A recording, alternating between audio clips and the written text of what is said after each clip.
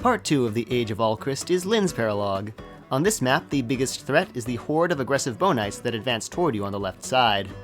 Since I'm playing maps in order of appearance, I really don't have the tools to control the advance, or rush the bowknights faster than they rush me.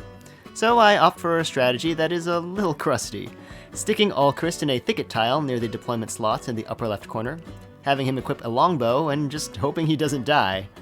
I gave my longbow the Sigurd engraving prior to Chapter 10, and the plus 20 avoid bonus lowers the bow knight's hit rates to manageable levels.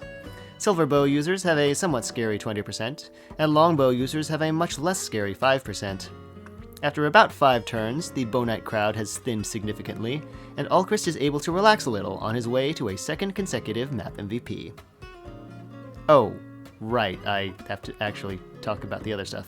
While Alcryst deals with the bow knights, his friends in the top left deployment slots escape to the right side. Panette chips 2 bow knights and vaporizes the sage with a great ether, and once Marin and Alfred clean up the cavalry, they're home free. In the meantime, the rest of the team meets up on the right edge of the map, and slowly draws out the nearby bow knights, who individually become aggressive when units are placed in their range. At the end of the enemy phase of turn 6, Lynn becomes aggressive, and I quickly take out the bow knight and sage guarding the rightmost huts, to prevent them from spawning reinforcements. I also try to draw out one final non-aggressive bow knight, but he lands a 7% crit on clan, and I am reminded by a viewer that, due to the rule of nice, this was actually inevitable. Fortunately, Time Crystal is not banned in this run, and I manipulate actions in such a way that the crit no longer occurs. Lynn begins moving, and seems to be going after Alcryst, so I start moving him to the right side along the top of the map. I make sure to stay out of Lynn's range until I know she will outpace the reinforcements to my army. Then, I have Ivy take an Astrostorm before setting up a trap using Alir, Panette, and Fagato.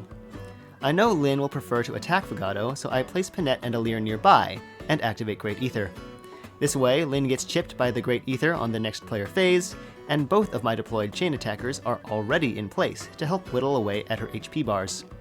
Lynn's high speed gives her a pretty solid avoid rate, but between the chain attacks and some good RNG on hit rolls, I managed to take her down in one turn.